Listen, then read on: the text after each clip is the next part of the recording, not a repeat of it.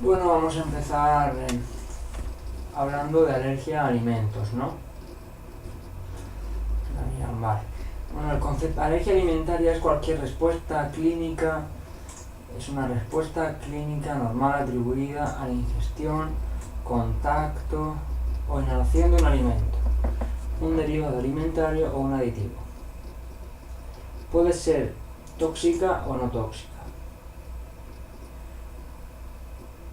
Vale, entonces que las alergias, digamos, bien, las alergias se dividen en tóxicas y no tóxicas. Las no tóxicas se dividen en hipersensibilidad, que está mediado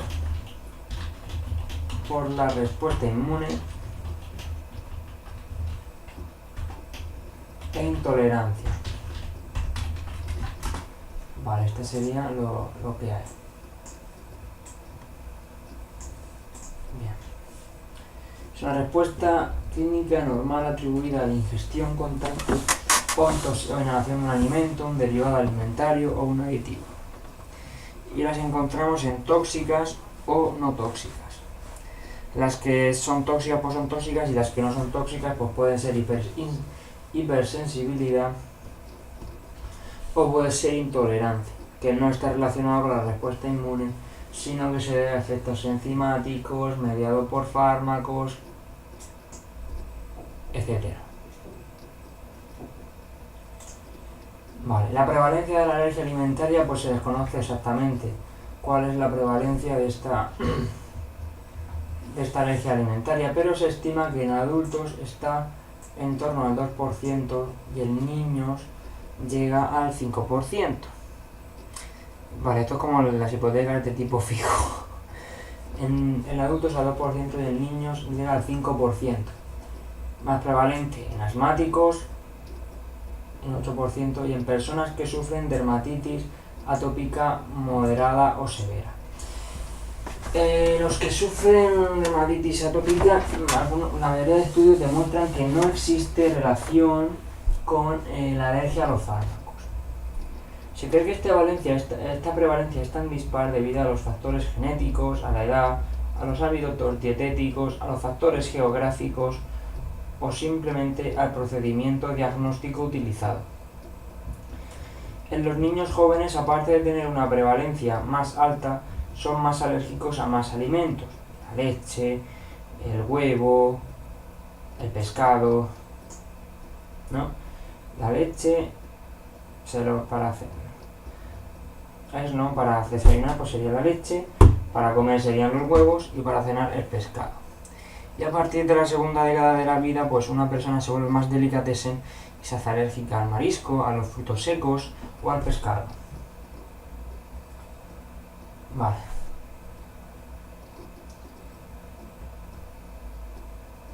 Dice que a partir de la segunda década de la vida, la mayoría de los pacientes comienzan a tolerar los alimentos como leche o huevo, pero pescado no dice nada. Y cuando se cumplen los 4 años, los alimentos a los que se suele ser alérgicos cambian y toman mayor frecuencia los frutos secos o el pescado. Tenemos dos tipos de alérgenos alimentarios en función de cómo se haya producido su proceso de sensibilización.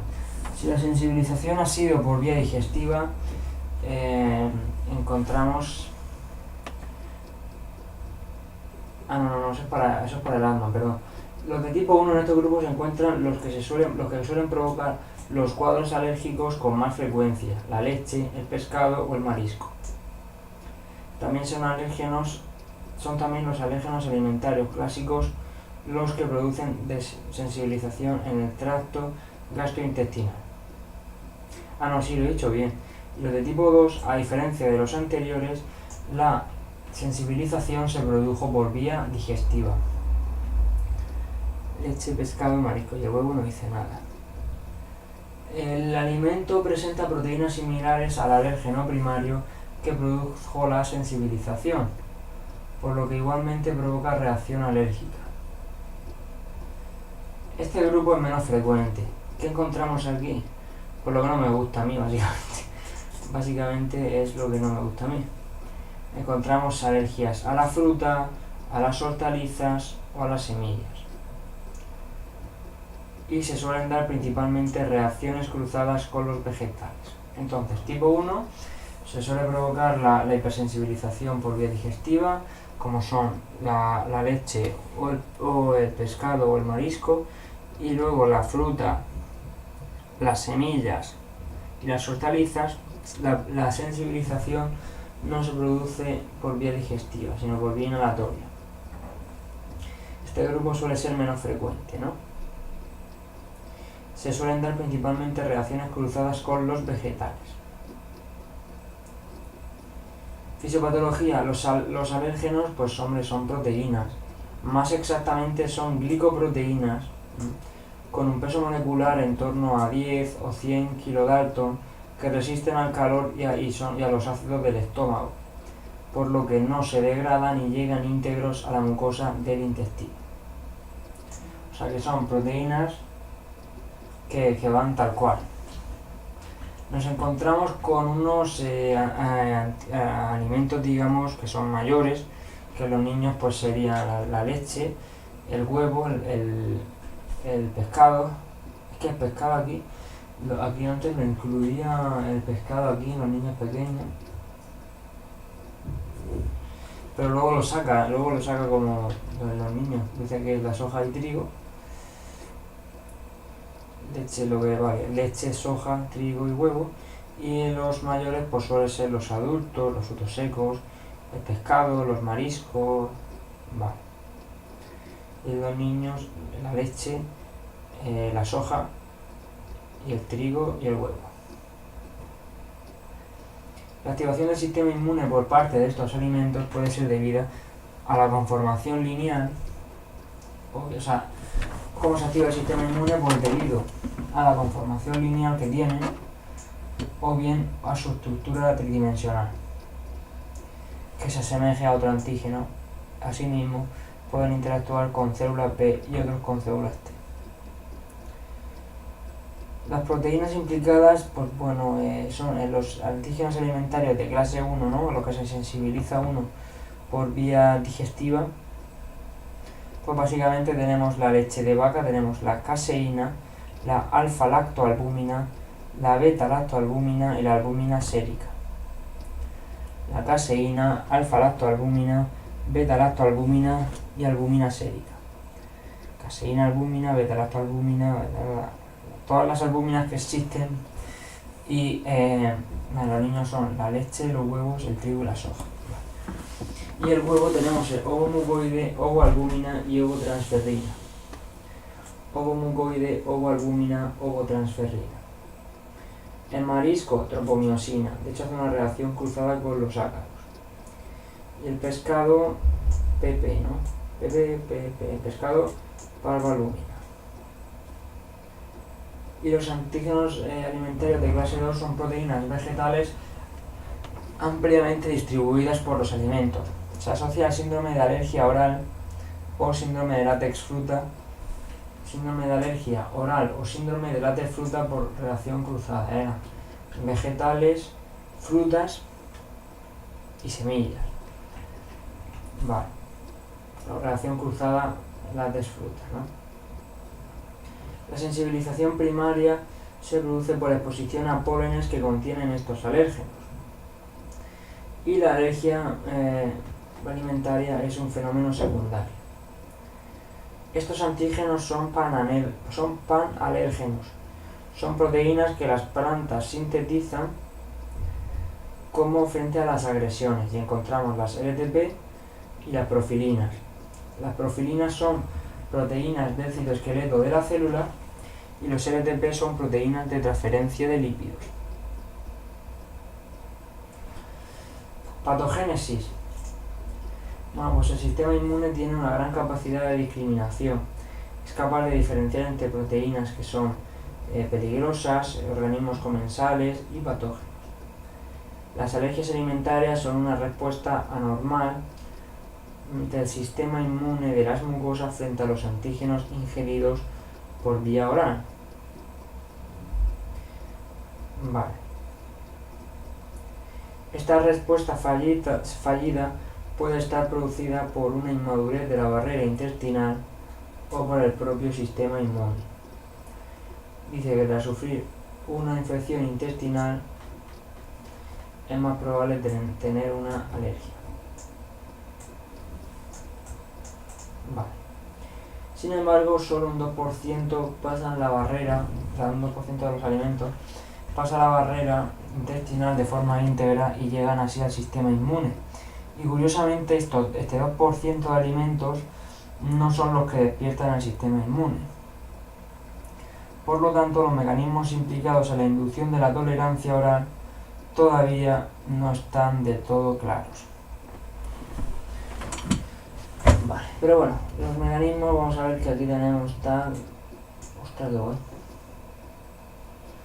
Digestiones de proteínas, antígenos, tal, o sea, se llega a la célula presentadora de antígenos, y la célula presentadora de antígenos llega a la célula T, que mediante una respuesta TH2 activa la célula B. Esta respuesta no es IgE mediada, ¿no? En la que se activa la célula presentadora de antígenos. Ya actúan aquí el TNF y la IL-5. El TNF y la IL-5. Y ya se activa la célula B y empieza a producir histamina, tal, todo. Esta respuesta sí que es IgE mediada. Pero la célula presentadora de antígeno, el linfocito TH2 y informa a la célula plasmática, pues eso no. Lo que sí sabemos es el camino que provoca una alergia cuando tomamos un alimento. Primero, tras degradar el alimento en el tubo digestivo, los antígenos pasan a la circulación y aquí interactúan con las células presentadoras de antígenos que activan a los linfocitos T. Los linfocitos T van a producir una serie de moléculas como el TNF-alfa y la IL-5 que lo que van a hacer es, mediante una respuesta TH2 y no IgE, provoca una respuesta TH2 que activa a las células B que se encargan de producir anticuerpos IgE que se pegarán a la pared del mastocito y que liberará histamina cuando interaccione con el antígeno. Y esta sería la parte que está mediada por la IgE. IgE receptor, vale, entonces se pega ahí la IgE y cuando llega el antígeno, claro, mira, esto es el receptor de la inmunoglobulina, esto es la inmunoglobulina y esto sería el antígeno, o sea, son tres cosas en realidad, ¿no? O sea, es el receptor de los mastocitos, la IgE y luego el alérgeno, ¿no? Y va puenteando los receptores de IgE. Vale, ahora, la tolerancia a los alimentos se cree que está mediado por linfocitos T reguladores, por delección de clonal de las células T o por una alergia. Vale, sin embargo no está muy claro si este proceso de tolerancia a los alimentos es por una delección clonal, por una alergia o por la aparición de linfocitos T reguladores. Clínica. Las manifestaciones clínicas están mediadas por dos mecanismos, ¿no? Vale, manifestaciones IgE mediadas, manifestaciones mixtas y manifestaciones no IgE mediadas. Las que son IgE mediadas son la anafilaxia, vale, y los primeros temas de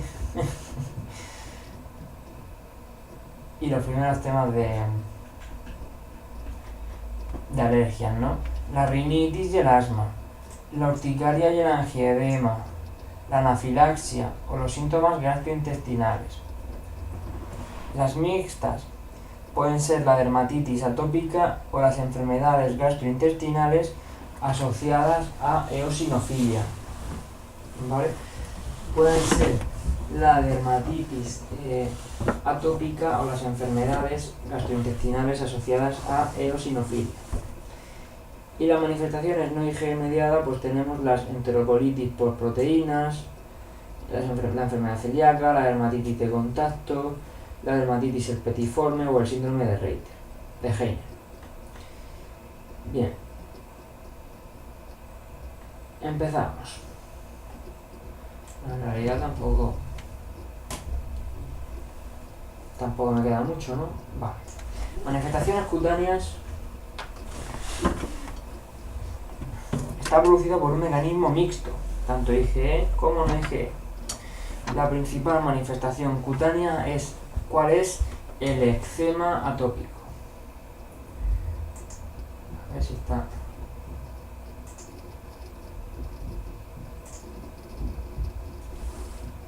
Vale, cutáneas por mecanismos mixtos, tanto IgE como no IgE. Y la principal manifestación es el eczema atópico, ¿no? Suele ser una manifestación que comienza en la infancia, que presenta una distribución típica con prurito extremo y curso intercurrente. O sea que lo más normal es que tengas un antígeno que te hayas sensibilizado por vía digestiva, que son casi todos, menos las semillas, las hortalizas o las frutas, dan síntomas cruzados, y te aparezca un eczema atópico. Suele ser una manifestación que comienza en la infancia, que presenta una distribución típica con un prurito extremo, y un curso intercurrente. Las células de Langerhans de la piel presentan la IgE específica que actúa como un receptor atípico. Es decir, que las células de Langerhans de la piel llegan y dicen, hola, dicen a la piel, toma, mira, aquí tengo un antígeno. Y dicen, pues venga, voy a hacerte un eczema atópico. Vale. Para diagnosticarlo hacemos un test doble ciego de provocación de alimentos. Entonces, que va a producir por las células de Langerhans, que son presentadoras de antígenos, presentan la IgE específica a los mastocitos. Bueno, si es una célula presentadora de antígenos, se lo presentará al linfocito. Bueno, que la célula de Langerhans en cuestión es la que llega ahí y hace un desastre, hace este eczema atópico. Para diagnosticarlo hacemos un test doble ciego de provocación a alimentos. Produce una reacción con prurito marcado y un rash eritematoso morbilliforme. Vale. Solo en el 35% de las dermatitis atópicas moderadas o severas están implicadas las alergias a alimentos. O sea que la mayor parte es un eczema atópico, ¿eh? Pero bueno, la causa más frecuente de dermatitis atópica no es la alergia a alimentos. Produce un prurito marcado y un rash eritematoso morbilliforme. Otra de las manifestaciones que nos podemos encontrar es la urticaria y el angioedema, que son manifestaciones IgE que tienen una prevalencia desconocida, pero es una de las manifestaciones más habituales de las alergias alimentarias. Las urticarias suelen ser al contacto. Entonces el eczema atópico sería mixta, ¿no? Dermatitis, es que aquí dice dermatitis atópica y aquí dice eczema atópico. Bueno, el atopismo mixto, estaba mixta. Vale, a ver cómo me acuerdo yo de esto. Bien, vale, seguimos. Entonces la dermatitis atópica sería mixto. Las palmeras, ya, pero es que el tropical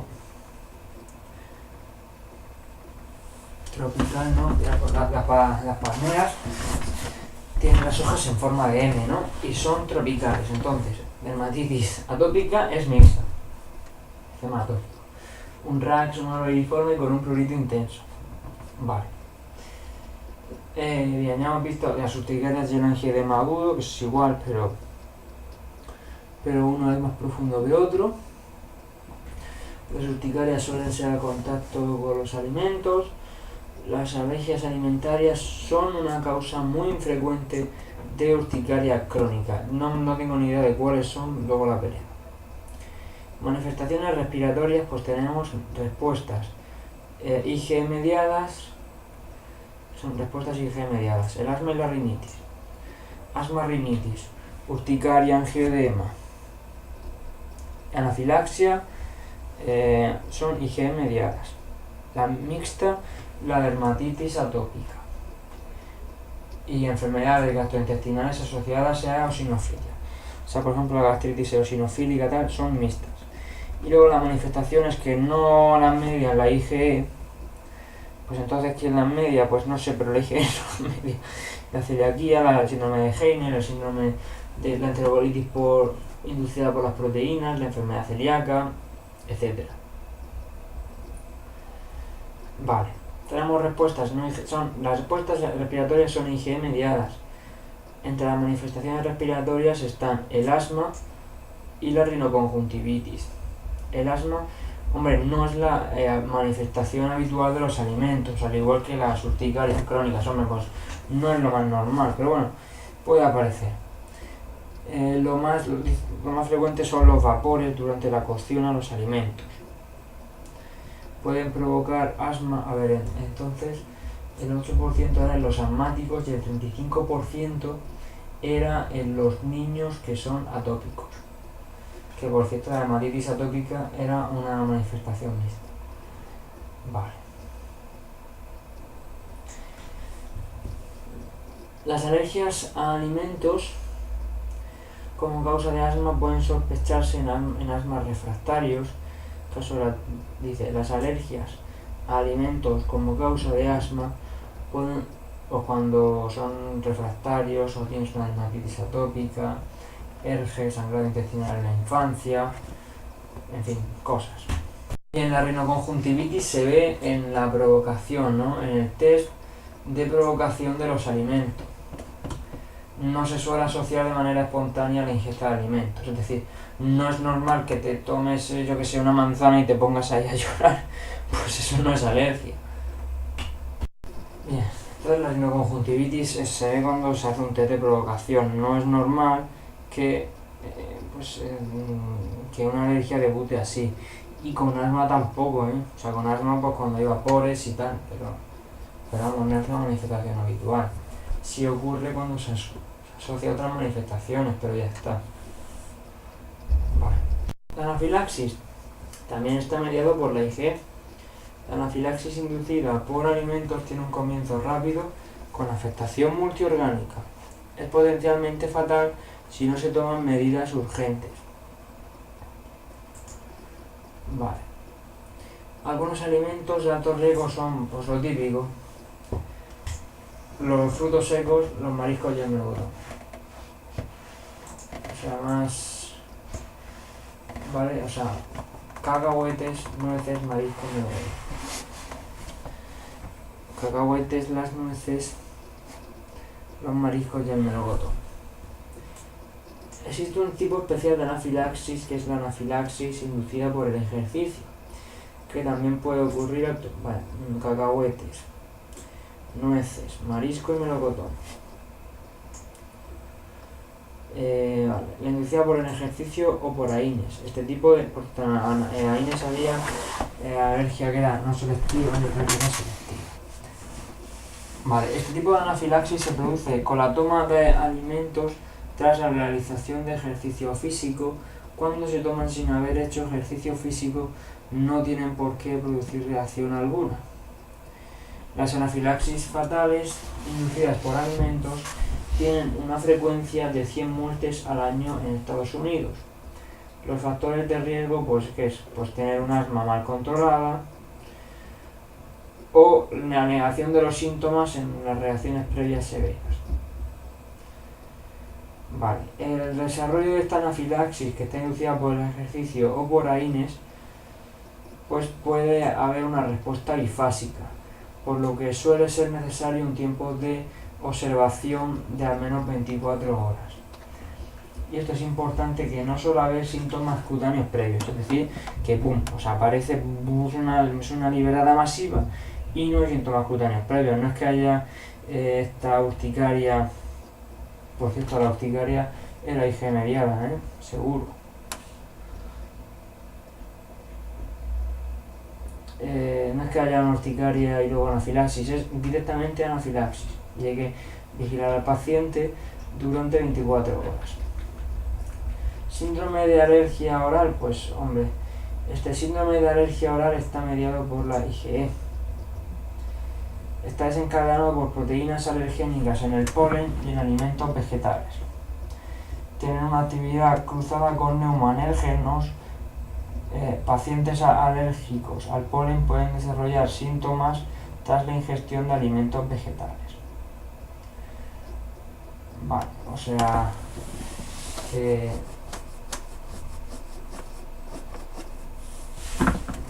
bien. Alérgicos a la artemisia, el melocotón, la banana o el melón, o el abedul, patata, zanahoria, apio, manzana, patata. El tratamiento inmunoterápico con polen a veces puede evitar este cuadro de síndrome de alergia oral y tiene una prevalencia en torno al 25-75% de los alérgicos al polen, ¿no? Es decir, entre 1 y 3 personas de cada 4 pacientes que sean alérgicos al polen, pues de entre 1 y 3 van a ser alérgicos también a, pues si es a la artemisia, al melón, al melocotón, a la banana, y si es al abedul, pues eso, a la patata, a la zanahoria, al apio, a la manzana, etc. Lo que más producía anafilaxis eran los cacahuetes, las nueces, el marisco, los cacahuetes, las nueces, el marisco y el melocotón. Vale, entonces las manifestaciones digestivas, a ver que las veamos otra vez. Los síntomas gastrointestinales como es el síndrome de alergia oral o la gastritis, la afectación gastrointestinal eosinofílica. Otra manifestación en las alergias alimentarias es la afectación gastrointestinal eosinofílica. Se trata de una reacción mixta, tanto mediada por IgE como no mediada por IgE. Se caracterizan por la infiltración del esófago, estómago o pared intestinal, infiltración del estómago, esófago o pared intestinal por eosinófilos, hiperplasia de la zona basal, elongación de papilas y ausencia de vasculitis. En la endoscopia se ve un esófago traqueiforme. Suele haber eosinofilia periférica en el 50% de los casos. Hay que comprobar si existe esofagitis eosinofílica alérgica, proceso que puede ocurrir en niños y adultos. Su frecuencia está aumentando. En niños los síntomas se confunden con los del reflujo. En adultos la disfagia y la impactación son frecuentes. Llama la atención que hasta el 50% de los pacientes tienen otra enfermedad atópica. El diagnóstico se basa en datos endoscópicos y de biopsia. 15 o más. Esta es mixta, Esta es mixta. La alergia oral es IgE o AE. Boerhaave, oral allergy, mediada por IgE, pero la gastrointestinal eosinofílica, la gastritis eosinofílica, la esofagitis eosinofílica es un proceso mixto. En el 50% suele haber una eosinofilia periférica. Hay que comprobar si existe esofagitis eosinofílica alérgica. En niños los síntomas se confunden con los del reflujo. En adultos la disfagia y la impactación son frecuentes. Algunos pacientes son polínicos y mejoran en primavera. La clínica va a depender de si la afectación es esofágica o gástrica. Esofagitis eosinofílica, hombre, pues va a haber disfagia, dolor, la mala respuesta al tratamiento antirreflujo, la eotaxina 3, la biopsia con un infiltrado eosinofílico de más de 15 o 20 por cada campo de gran aumento. Vemos el esófago traqueiforme, que parece de gato, no sé. La gastroenteritis eosinofílica, pues va a haber pérdida de peso, va a haber edemas, va a haber vómitos, diarreas, sangrado, anemia, ferropenia, enteropatía, pierde proteínas, aumento de TH2 y sangre en mucosas, aumento de mastocitos y eosinófilos en la mucosa, está presente la eotaxina 3 otra vez, y hay una hipersensibilidad a alimentos que se mantiene más de 5 años. Los antígenos alimentarios se implican como una de las principales etiologías de esta afectación digestiva eosinofílica. El prick test y el parche atópico se suelen utilizar para el diagnóstico. El prick y el parche atópico mixto. Se pueden establecer dietas de eliminación o fórmulas basándose en el resultado de los test cutáneos, la historia y el tratamiento. El tratamiento es la fluticasona aerosolizada y deglutida, y están investigando los anti-IL-5, ¿no? Que son fármacos que no son moléculas que produce el linfocito TH2 para estimular a la célula B. Y síndrome gastrointestinales producidos por proteínas alimentarias son procesos que no son para nada IgE mediados. Vale.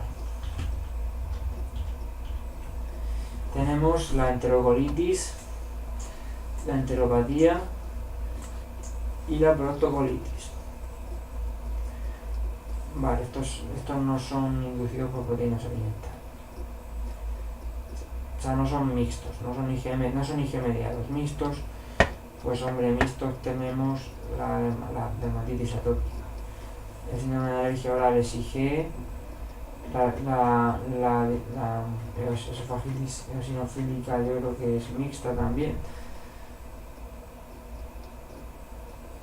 Vale. Mixto. La enterocolitis, comienzo infantil. La proctocolitis es en el recién nacido, ¿no? Y dura menos de 12 meses. Tiene heces sanguinolentas, no síntomas sistémicos y eosinofilia. Esa es la proctocolitis, que empieza poco, o sea, empieza pronto, dura poco. Es al final, ¿no? Al final del embarazo, digamos. Y la enteropatía empieza en la infantil o en la adolescencia, dura de 12 a 24 meses, de mala absorción, atrofia de las vellosidades, hay diarrea. Y la enterocolitis pues suele ser de tipo infantil, de 12 a 24 meses, y hay fallo de crecimiento, shock, letargia y diarrea. Vale, shock, letargia y diarrea. Enfermedad celíaca, los mariscos que están implicados en la enterocolitis infantil, que hay diarrea, hay letargia, hay shock, hay fallo del crecimiento. Vale, o sea, si me preguntan cuál es la diferencia entre la enterocolitis y la enteropatía, es que en la enteropatía lo que hay es que se pierden las vellosidades y hay mala absorción, ¿no? En la enteropatía hay mala absorción y hay destrucción de las vellosidades. Y los alimentos sólidos implicados pues son el pescado, la maíz, el pollo, el pavo o los vegetales. Bueno, entonces se ha dicho que es una intolerancia al gluten, pero eso si hay un mecanismo inmune hay alergia. Entonces, vamos, esto es así todo el rato. Mecanismo inmune, alergia, mecanismo inmune, alergia, mecanismo inmune, alergia, mía. Mecanismo inmune, alergia. Bueno, de hecho las intolerancias, ¿no? No hay intolerancia, las reacciones adversas las dividimos en tóxicas y no tóxicas, ¿no? Y las no tóxicas estábamos la hipersensibilidad, si no recuerdo mal, y puede ser IgE mediada o puede ser mixta, ¿no? Como el eczema atópico o la gastritis o esofagitis eosinofílica, y luego eso sería una hipersensibilidad, y luego tenemos la intolerancia. Vale. Bueno, pues entonces Es un mecanismo inmune, ¿eh? Lo que pasa es que es mecanismo inmune alérgico, pero el mecanismo inmune no es IgE mediado. Es como las enterocolitis, la proctocolitis, la enteropatía. Son inmunes porque, son alérgicas porque tienen un mecanismo inmune, pero ese mecanismo inmune no es IgE. Se caracteriza por una enteropatía extensa con frecuente malabsorción. Se asocia a reacción inmune frente a vestidos de la gliadina del trigo, centeno, cebada y avena. Es más frecuente en individuos con DQ2, DQ8.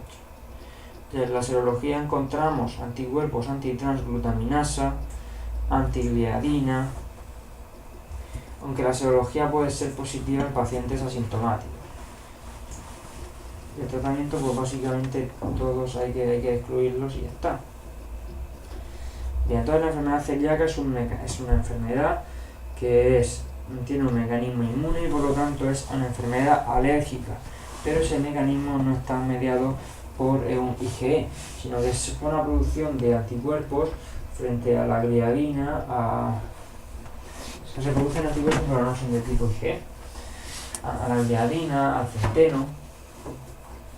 Entonces encontramos antitransglutaminasa, antitransgliadina, anticuerpos antigliadina, etc. Cólico infantil, pues bueno, es un cuadro clínico, llega como un abdomen agudo, por lo que los alergólogos no lo suelen ver. Sin embargo, en este cólico infantil abren y se encuentran que todo está normal, por lo que se sospecha que es una reacción alérgica. Los recién nacidos es que podría parecer una proctocolitis, ¿no? Que va a acusar con heces sanguinolentas. Solamente tienen heces sanguinolentas, no tienen sintomatología sistémica. Vale, y otros pues son otros procesos en cuya génesis ha pretendido implicarse una alergia alimentaria, pero no están demostrados, son migraña, alteraciones de comportamiento, convulsiones, artritis, enfermedad inflamatoria intestinal, etc. Y luego otras manifestaciones cutáneas respiratorias, como son la dermatitis herpetiforme, que es una erupción pruriginosa vesiculosa, es gluten sensible y se asocia a la enfermedad celíaca. La dermatitis herpetiforme está asociada a la enfermedad celíaca. Esta enfermedad inmune no mediada por IgE. Y el síndrome de Heiner son hemosiderosis pulmonar, hemosiderosis pulmonar infantil, que tienen anemia, hipocrecimiento, se asocia a fórmulas de leche de vaca. Se detectan anticuerpos precipitantes contra la leche. Diagnóstico. Para el diagnóstico de este tipo de alergias es importante hacer una buena historia clínica donde se recojan los síntomas, la cadencia temporal, la reproductibilidad y cuáles son reacciones agudas y cuáles reacciones crónicas. Es importante que el paciente realice un diario dietético y de síntomas para ver qué alimentos provocan la alergia. No lo suelen hacer o se les olvida.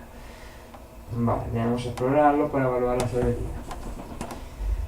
¿Cómo hacemos el diagnóstico? Pues bueno, igual que habíamos visto que los alimentos, la detección de IgE era poco sensible, pero tenía un buen valor predictivo positivo, pues aquí puedes tener una reacción, puedes tener IgE pero no tener para un alimento, pero el tomarlo no te produzca reacción alguna, ¿no? Vale, entonces que tú tengas una IgE no significa que necesariamente tengas IgE, no significa que vayas a tener necesariamente clínica. Para detectar el IgE usamos test cutáneos o técnicas como ELISA. Para demostrar que la sensibilización es responsable de los síntomas, usamos test de provocación controlada dando el alimento y viendo lo que pasa. Las pruebas de provocación no suelen hacerse en clínica.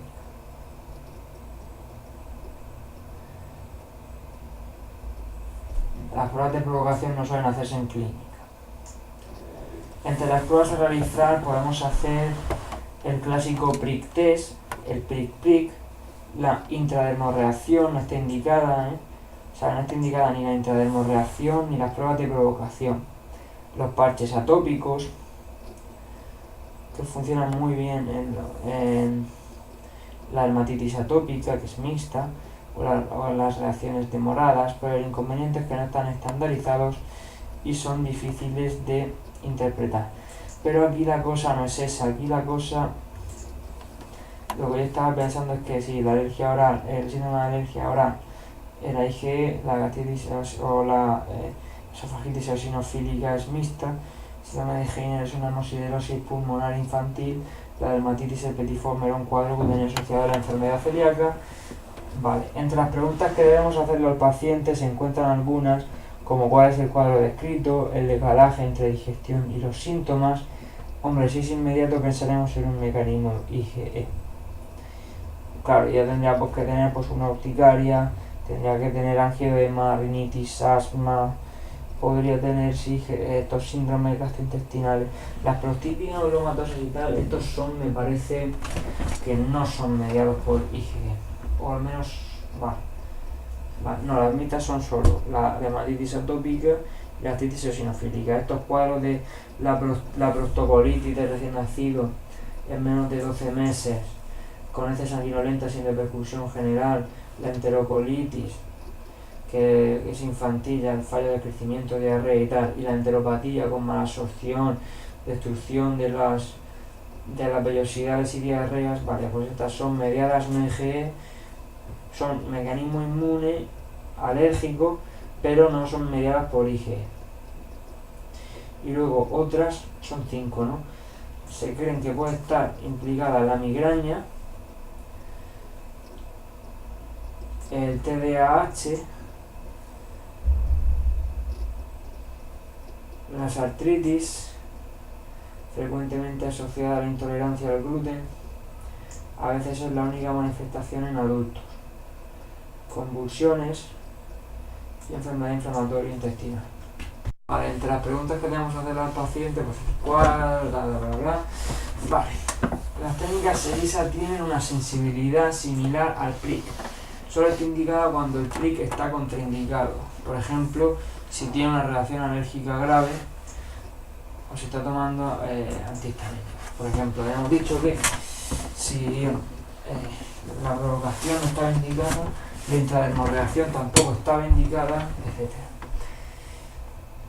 Bien, y ahora de mantener, a la hora de interpretar las pruebas tenemos que tener en cuenta lo siguiente. PRIC o RAST CAP positivos indica la presencia de IgE, no necesariamente enfermedad clínica. O sea, esto es importantísimo, O sea, entonces una ELISA, un CRAS, y te sale positivo, pero tú no tienes clínica, pues ya está, porque no tienes clínica, no tienes clínica. Y si te sale negativo, no vas a tener enfermedad IgE, por lo menos IgE mediada. Podrás tener la no IgE mediada, como son la enfermedad celíaca, las enfermedades gastrointestinales, o mixtas, como la gastritis eosinofílica o la gastritis eosinofílica, la dermatitis atópica. Y la intradermorreacción con alimentos no estaba indicada porque tiene riesgo de hacer una reacción sistémica. Tiene riesgo de reacción sistémica. No tienen buen valor predictivo. Debemos tener en cuenta las reacciones cruzadas. Por eso a veces algunos PRICs positivos no muestran una reacción clara con la clínica. Para evitarlo debemos hacer una apropiada evaluación clínica con provocación controlada en el caso necesario. Es la base para demostrar si una reactividad inmunológica tiene trascendencia clínica y así poder evitar dietas excesivamente restrictivas. Por último, decir que la provocación es el gold estándar para esta patología, pero debemos tener en cuenta que algunas veces son reacciones muy severas y debemos elegir la prueba que es más conveniente para el paciente. ¿Cómo lo diagnosticamos? Pues incluye procesos de mecanismos desconocidos. Tenemos que tener en cuenta a la hora de hacer, pues bueno, un cuadro de enterocolitis, ¿no?, que tiene retraso en el crecimiento, está en el enlentecimiento con diarrea, puede provocar un cuadro de shock, una proctocolitis, la enteropatía y la enterocolitis. La enterocolitis se puede provocar un cuadro de shock, pues si está enlentecido o pierde peso y tal, puede caer en shock. Tiempo, dosis o aproximación individualizada en cada caso. Y la enteropatía o la gastritis o la gastroenteritis eosinofílica puede inducirse un sangrado prolongado. Está ahí todo eso irritado, y ahí en niños se era más bien, predominaba el reflujo, en los pacientes, en los adultos la disfagia, y podría haber ahí una impactación de cuerpo extraño. Vale, y tratamiento. Pues está basado en un diagnóstico correcto con evitación del alimento. Hay que tratar las reacciones y elaborar una dieta evitando los alimentos peligrosos. Hay que intentar inducir la tolerancia, sobre todo la deshibridación en niños. En resumen, el tratamiento es preventivo. Y en las situaciones de emergencia vamos a adrenalina, músculo.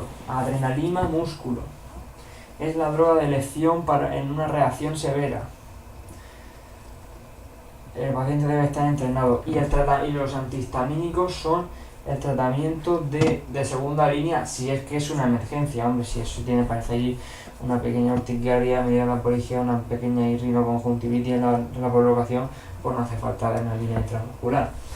Plan descrito de emergencia, conocido por familiares y amigos, y puede aportar un brazalete de identificación. Se están ensayando inmunoterapias con LTP.